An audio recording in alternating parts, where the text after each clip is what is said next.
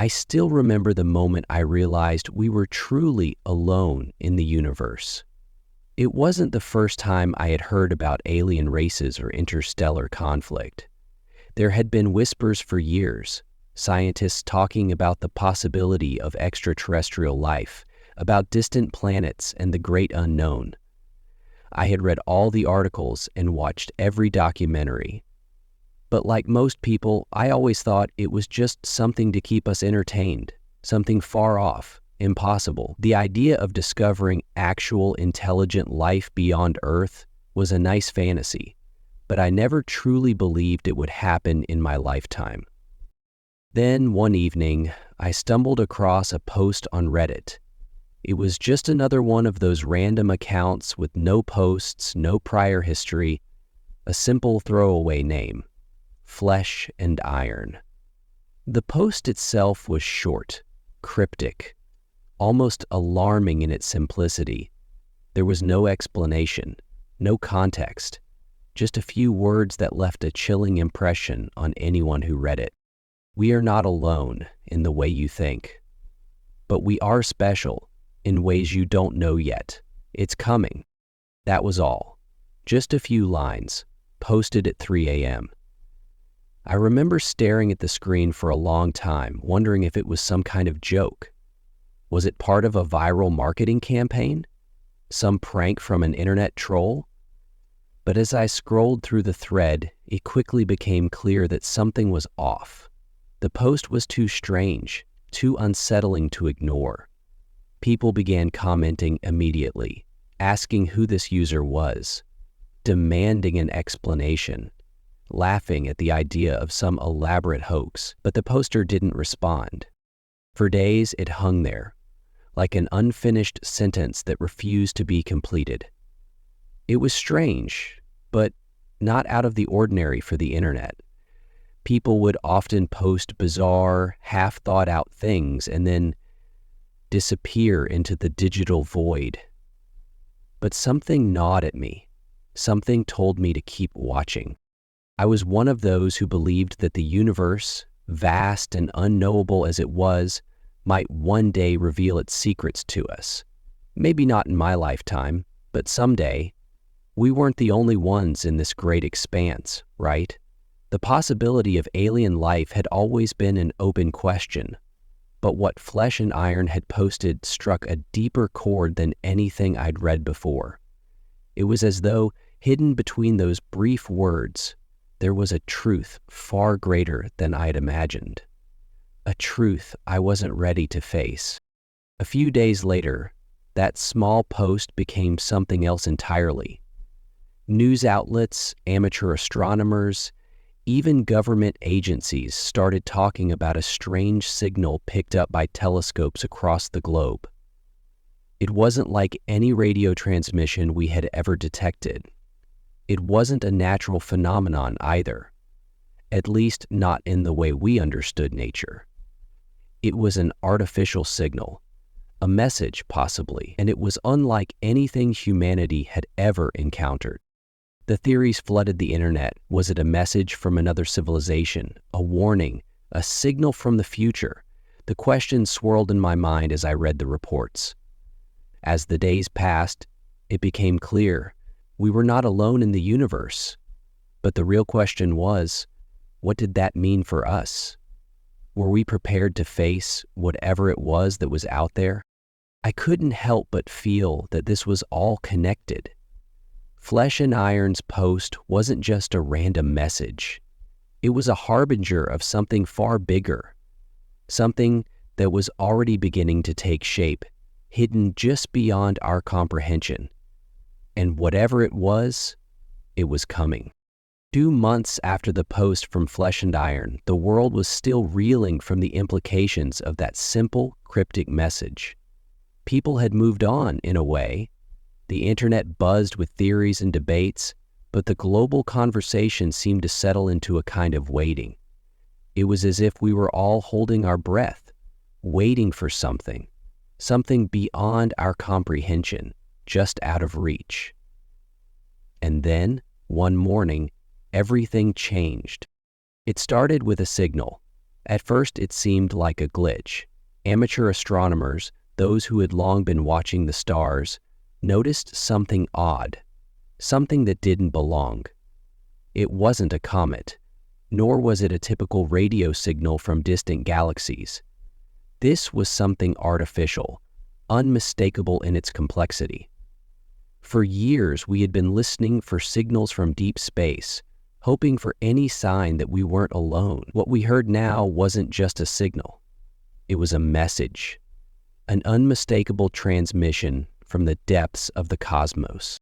It didn't take long for the scientific community to confirm that the signal was unlike anything we had ever received.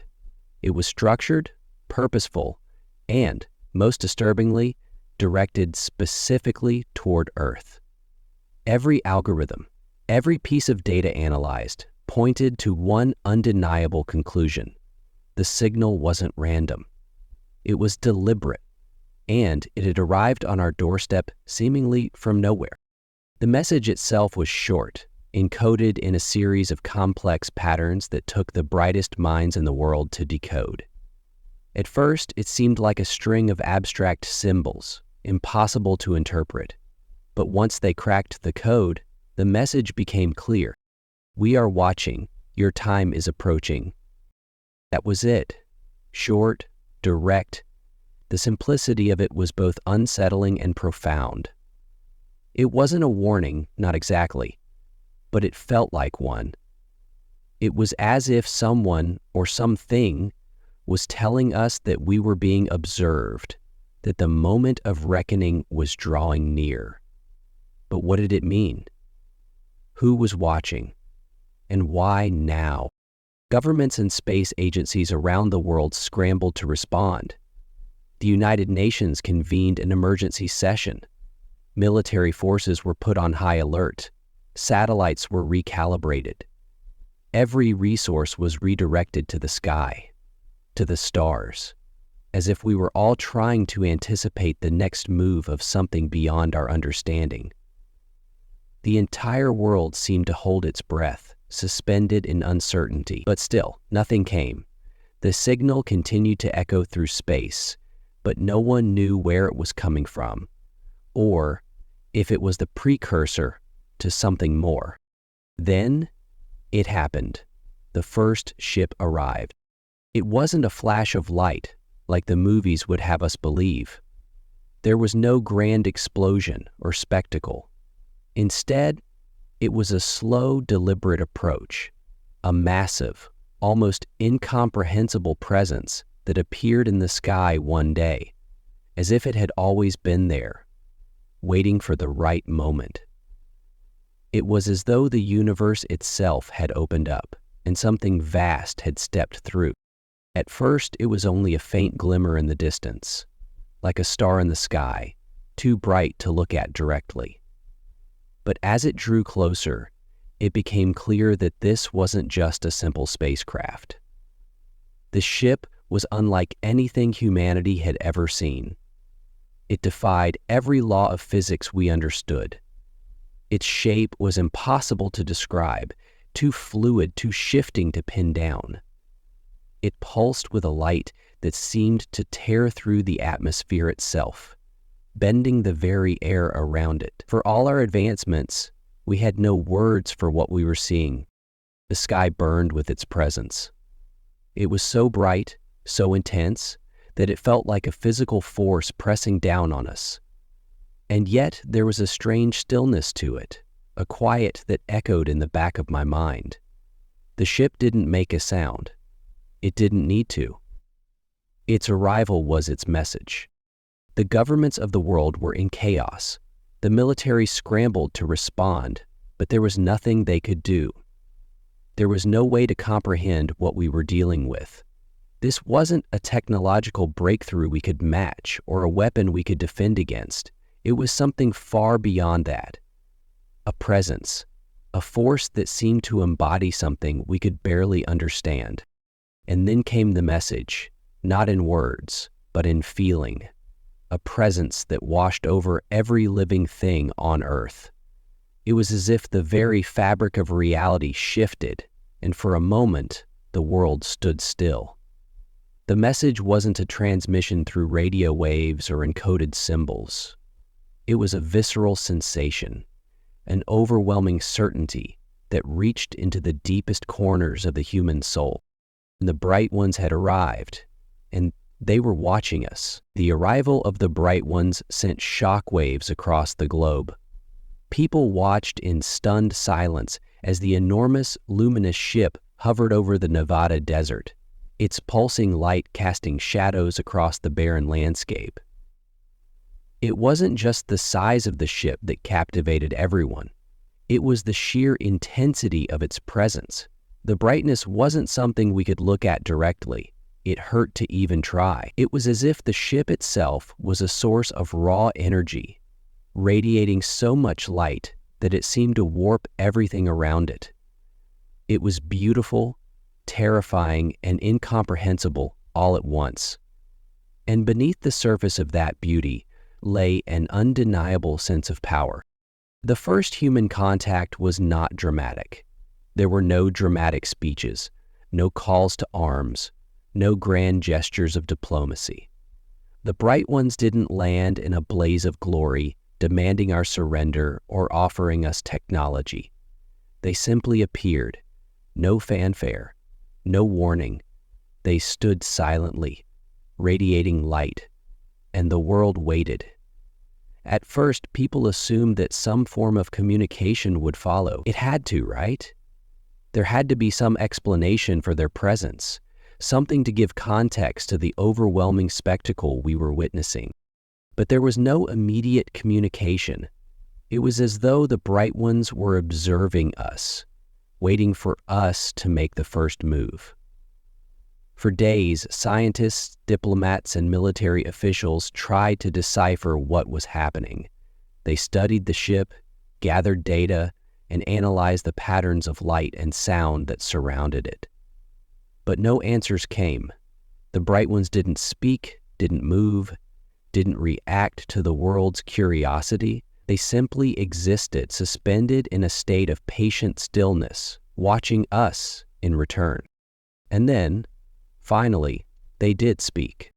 The communication came not through words, but through an overwhelming sensation, a flood of images, ideas, and emotions that washed over every human on the planet.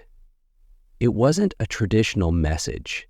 It was more like a shared experience, one that transcended language and culture. Every person who was within range of the signal felt it at the same time. It wasn't just in their ears or their minds. It was in their bones, in their hearts. It was a deep, primordial connection, like the very fabric of humanity was being linked to something far greater. The message itself was simple, but its implications were profound. It was not a command or an offer, but a statement of fact. We are the keepers of the path. You are at a threshold. There was no explanation of what the path was, no details about the threshold. It was a proclamation, a declaration of our place in something far bigger than we could understand. In the days that followed, the world struggled to make sense of what had just occurred. Governments scrambled to respond, but the truth was, no one knew what to do. There was no guidebook for dealing with beings like the Bright Ones, beings whose very presence seemed to warp the laws of physics, whose minds were so far beyond ours that our most advanced technologies seemed like toys in comparison. And yet, we were not afraid. Not entirely, at least. There was an underlying fear, yes, a nagging suspicion that we might be out of our depth, but it was overshadowed by something else, a sense of awe. People began to debate the meaning of the message, the path. What was it? Was it a path to knowledge, to power, to ascension? What did it mean to be at a threshold? And what would happen if we stepped across it? There were some who believed the Bright Ones had come to guide us, to show us the way to a brighter future. Others feared the worst, that the path was something we couldn't comprehend, and stepping into it might be our undoing. But one thing became certain. We were no longer alone, and the world would never be the same again. The Bright Ones had made it clear that humanity was being watched, that we were standing on the edge of something monumental. Whatever the path was, we were about to be forced to choose. And the Bright Ones weren't going to tell us what that choice should be. They were simply waiting for us to make it. The days following the arrival of the Bright Ones were unlike any the world had ever seen. The entire planet seemed suspended in time, caught between wonder and dread. We had no idea what they wanted or what their presence meant for our future. But the truth was becoming undeniable. Humanity was on the verge of something massive, something that could change everything. And we had no idea, for we were ready for it. It didn't take long before we began to realize that the Bright Ones weren't here just to observe. They were here to test us. At first, it was subtle. They didn't force us to do anything. Instead, they let us come to them, let us try to decipher the meaning of their presence on our own terms. There were no grand speeches, no directives. They simply watched. We were left to navigate this new reality as best as we could. The tests started small. Groups of scientists, mathematicians, and philosophers were brought to the Bright One's ship under heavy security. There, they were asked to solve problems that seemed impossible to even comprehend, let alone solve. These weren't puzzles of logic or intelligence, not in the way we knew them. They were tests of understanding, questions that defied explanation, problems that blurred the lines between physics, biology, and consciousness. And the Bright Ones expected answers, but no one could provide them. There were moments when these tests felt like a game, one where the rules shifted constantly and every answer seemed to lead to more questions. Some participants reported hearing voices not from the Bright Ones themselves, but from within their own minds. Others spoke of strange visions, of experiences so overwhelming that they couldn't distinguish between what was real and what was imagined. The Bright Ones didn't explain these sensations. They simply allowed them to happen, observing, waiting.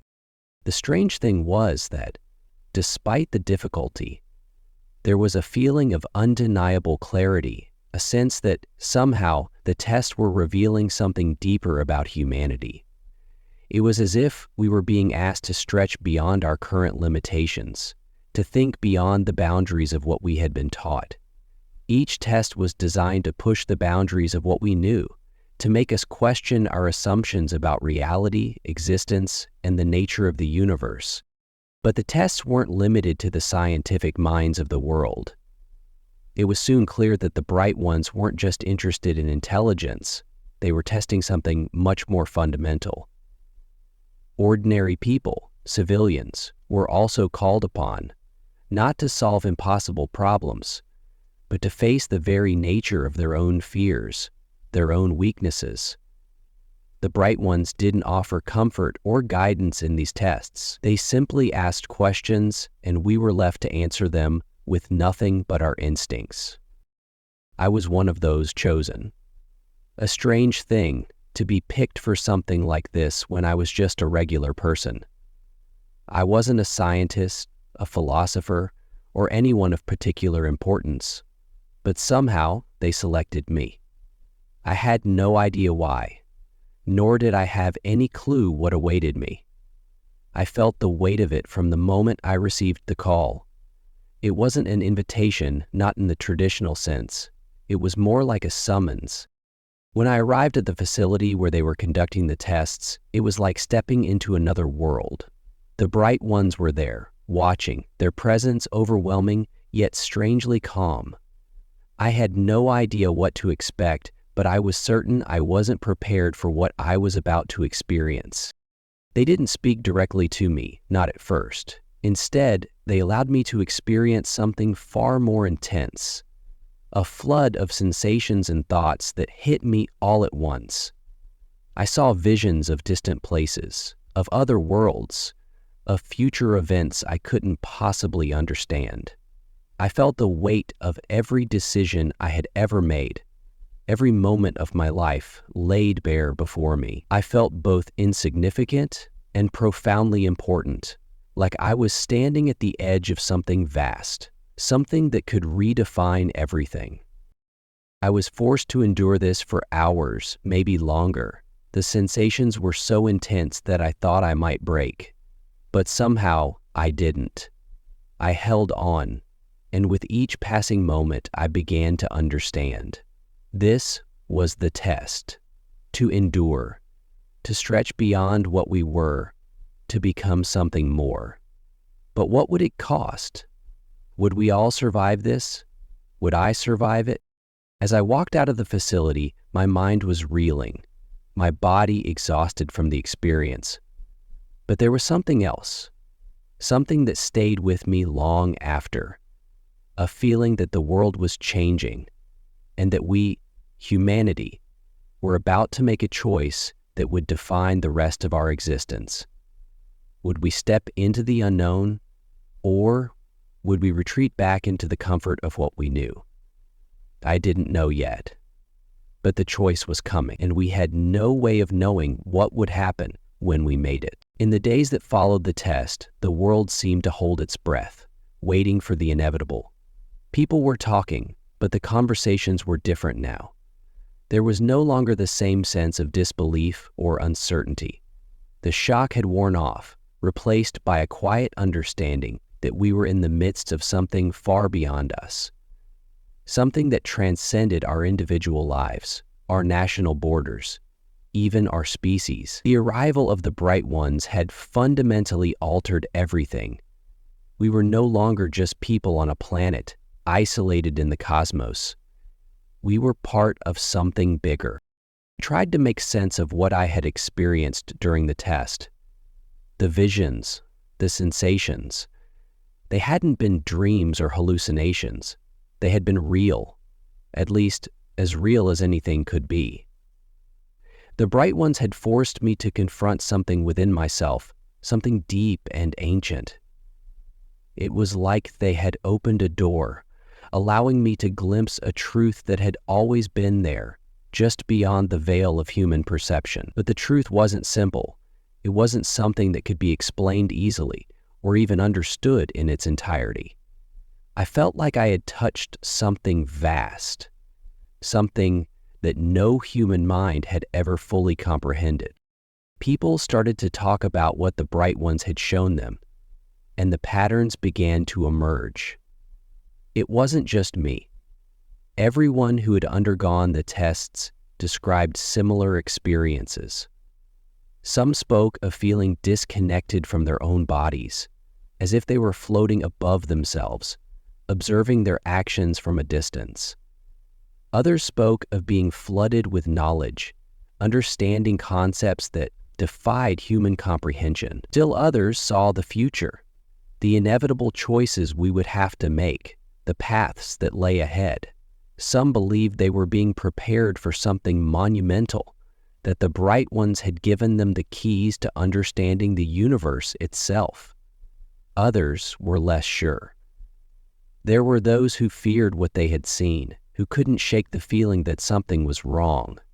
The Bright Ones had shown them something, but they weren't sure if they could handle it. The entire world seemed to be split in two. Some believed that the Bright Ones had come to guide us, to lift us to new heights.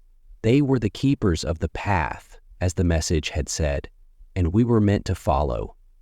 We were on the verge of becoming something greater, something beyond the limitations of our biology, our minds, and our societies. Others, however, felt a deep unease. They feared that the path was not something we could walk willingly, that the tests were more than just a way to understand the universe. They were a way to change us, to mold us into something new. Some whispered that the Bright Ones weren't benevolent at all, that they were testing us to see if we were worthy, if we could survive the transformation they had in mind. I wasn't sure what to believe. Part of me wanted to accept the idea that the Bright Ones had come to help us, that we were about to embark on an incredible journey that would lead us to the stars. But another part of me couldn't shake the feeling that we were being manipulated, that the tests were a prelude to something far darker, something we couldn't possibly understand until it was too late. Then came the warning. It wasn't a message, not like the others. It wasn't a broadcast or a direct transmission. It came from within us, from the minds of those who had been tested. It was a collective understanding, an instinctual awareness shared among the chosen. The bright ones hadn't just come to test us. They had come to make a decision. They were watching us, observing how we responded to the trials, and soon they would choose whether humanity was ready to step on to the path. It was then that I realized the truth. This wasn't just about us. It was about them. The bright ones were not merely visitors or guides. They were watchers, assessors of our potential. They were determining whether we were worthy of being part of something much larger than ourselves, whether we could rise above the petty struggles of our past and join a higher civilization, one that had long since transcended the limitations of the flesh and the mind, or whether we would be left behind, forgotten, doomed to stagnate in the shadows of the universe. The pressure was unbearable. The world was waiting for something, some kind of signal, some kind of final decision. The bright ones had shown us the way, but now it was up to us to walk it or to turn back, and none of us knew what would happen if we made the wrong choice. I kept thinking about the path, about what it could mean for humanity. Was this the opportunity we had been waiting for? Or was it a trap, a test to see if we were worthy of the knowledge and power they possessed? I couldn't shake the feeling that the answer was coming soon. The bright ones had been patient, but that patience wouldn't last forever. And when the time came, we would have to choose. We had no idea what that choice would cost, or what it would mean for the future of the human race. But one thing was certain: the world was standing on the edge of something profound, and when the moment arrived, nothing would ever be the same again. The choice came sooner than any of us anticipated. The bright ones didn't announce it. There were no great speeches, no warning signs or ominous omens. It was simply there, hanging in the air, waiting to be acknowledged. In the weeks leading up to it, the tension had been building. People were restless. We had been given the gift of awareness, of insight, and yet it had left us feeling more unprepared than ever. The tests were over. The bright ones had made their observations, and now the moment had arrived. They were waiting for us to decide. I couldn't help but feel that we were being asked to step into something we had no right to enter. The weight of the decision was overwhelming. It wasn't just about us anymore. It was about what we would become. The bright ones had shown us glimpses of the future, of the path we could walk, and it was magnificent. It was a future of unimaginable possibilities, of human beings stretching beyond the limits of biology and consciousness. But it was also a future that came with unknown risks. We didn't understand everything they had shown us. We didn't know what would happen if we chose wrong. There was an undeniable sense of urgency. Governments were in a frenzy, trying to come up with a unified response. The bright ones had made it clear. We had to act. There was no turning back, no second chance. We could choose to step onto the path, to accept whatever came next, or we could reject it, stay in our limited, comfortable world, and face the consequences of our hesitation. The world's leaders met, but there was no consensus. Some nations, driven by hope, wanted to embrace the opportunity. They saw the bright ones as saviors, as beings who had come to elevate humanity to its rightful place in the cosmos. They believed that stepping onto the path would be the greatest achievement in human history, a leap forward into a future where we would no longer be bound by our primitive understanding of the universe. Others, however, were more cautious. They saw the bright ones as a threat. They feared what might happen if we were altered, if we became part of something larger and more powerful than ourselves. The path was unknown, and that uncertainty was too much to bear. These leaders argued that humanity should hold on to what it knew, to the foundation that had sustained us for centuries. They warned that there was no guarantee of safety, no assurances that the bright ones had our best interests at heart. The price of change was steep, and many believed it was a price we were not ready to pay. But the bright ones weren't interested in our debates. They were simply waiting, their presence in the sky like an ever-present reminder that the decision had to be made. It was not a question of when we would choose. It was a question of how we would choose. The decision was left to us, to every human being on the planet. In a final act of communication, the bright ones broadcasted a single message, a simple command: step forward or remain. And just like that, it was out of our hands. The world was no longer waiting for its leaders to decide. The choice was personal.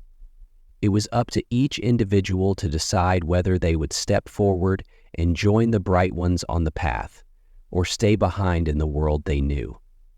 It was as if we were being given a test of our own, one that asked not about our intelligence, our courage, or our potential, but about our will. The decision was agonizing for many. I watched as friends, family, and strangers alike grappled with it.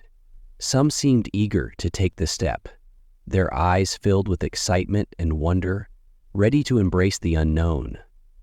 Others clung to the safety of the world they had known for so long, afraid of what might come next. And then there were those like me, uncertain, torn between the future and the past, uncertain whether we were even capable of understanding the gravity of such a decision. In the end, it wasn't about understanding everything. It was about faith. Faith in the unknown, faith in what the bright ones represented, and faith in ourselves. We had come to this point together, as a species, and now we had to make the most important choice in the history of humanity. The moments before the decision felt like they stretched on for eternity. My heart pounded in my chest, and yet I knew that, whatever happened, nothing would ever be the same again. Whether we chose to step onto the path or stay behind in the shadows of our old world, the consequences of that choice would shape everything that came after. And it was coming. The time was now. There was no more waiting. The world was standing at the edge of something unimaginable, and it was up to us to decide whether we were brave enough to cross it. The moment arrived, sharp and irrevocable. All the tension, all the uncertainty led to this single moment where we would decide the fate of humanity. There was no fanfare, no grand announcement. The world simply knew, like a silent understanding shared between everyone. The bright ones had shown us what lay ahead, but the path remained ours to choose. The question was no longer what would happen if we stepped forward, but what would happen if we didn't. The night the decision had to be made, I stood on the balcony of my apartment, looking out over the city. It was an ordinary view, the skyline filled with the usual hum of city life, but nothing felt ordinary anymore. The bright ones hovered overhead, their ship a constant presence in the sky, radiating light so bright that it made the city below feel small, insignificant. The air felt charged with something I couldn't describe, a sense that the world was holding its breath. I wasn't the only one standing there. All around the world, people were gathering in their own spaces, staring up at the same lights. Some were filled with awe, some with fear, others with something deeper, a longing, a hope, or perhaps something they couldn't quite name. We were all here, on the verge of an irreversible decision. There was no going back after this. This was it, the moment that would shape everything that came next. The decision to step forward wasn't easy for me. I had been torn between the pull of the unknown and the security of the life I knew. The visions I'd experienced, the flood of sensations and knowledge, had shaken me. There had been moments of clarity, yes, but also moments of doubt. What would we become if we accepted the Bright One's invitation? Would we lose ourselves in the process? Would we become something greater or something unrecognizable? Was it worth the risk? Thought about the people around me, their faces illuminated by the pale light of the Bright One's ship, their expressions filled with wonder or fear. I thought about the life I had led, the small victories and defeats, the mundane worries that now seemed so distant, so irrelevant. And yet, there was a part of me that still clung to it all, to the life I had known, to the simplicity of being human in a world that, for all its flaws, felt real and familiar. But as I watched the sky, I felt something else stirring within me, something deeper than fear, something older than doubt. It was the same feeling I'd had when I first stood in the presence of the Bright Ones, that inexplicable sense of being part of something greater, something that transcended individual experience. It was as if the universe itself had opened its doors, offering us a chance to step beyond the limits of what we had always known. How could we not take that step? How could we refuse when the future, however uncertain, beckoned with the promise of something more? And so, I made my decision. It wasn't immediate, nor was it easy, but it was clear.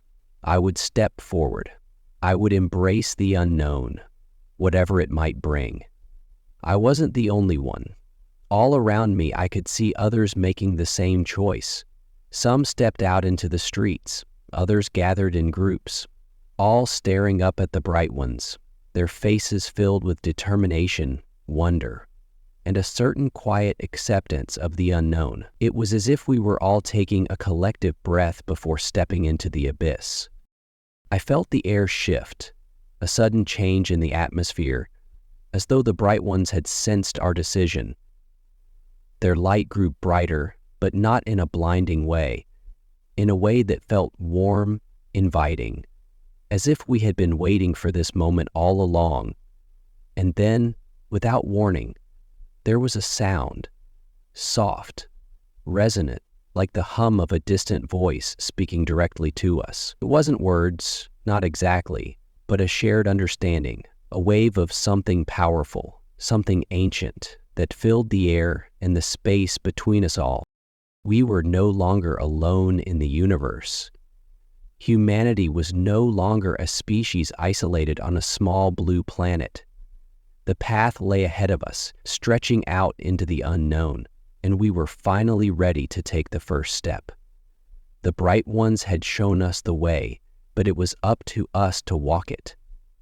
The choice had been ours, and now we would face the consequences, whatever they might be. But as I stood there, surrounded by so many others, I realized something.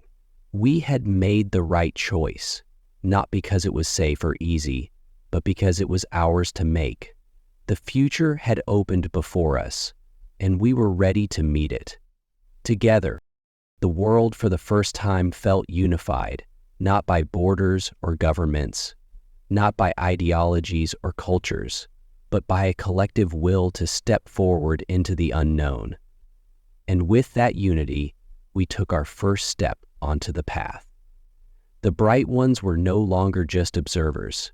They were our guides, our companions on a journey that had only just begun. And as we moved forward, the world behind us faded into the distance, replaced by the endless possibilities that lay ahead. The choice had been made. The future was ours.